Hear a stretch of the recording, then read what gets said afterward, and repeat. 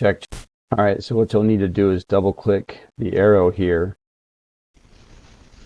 and then you'll have this document you can draw on. These arrows are pointing to the tools that you have available to make your model of conduction. So you're going to make your model of conduction here.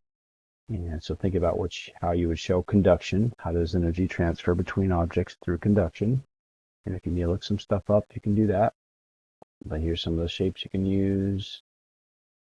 You can put these shapes inside here. And if you like what you made, you can copy and paste to make more. But if you'd rather use something else, or you'd rather draw your own shapes, you can do that. If you come to Scribble, you can make your own lines. Undo. If you want to make a straight line, you can do that. So make a model of conduction. And when you're done, save and close. And it'll all say right here on the document for you.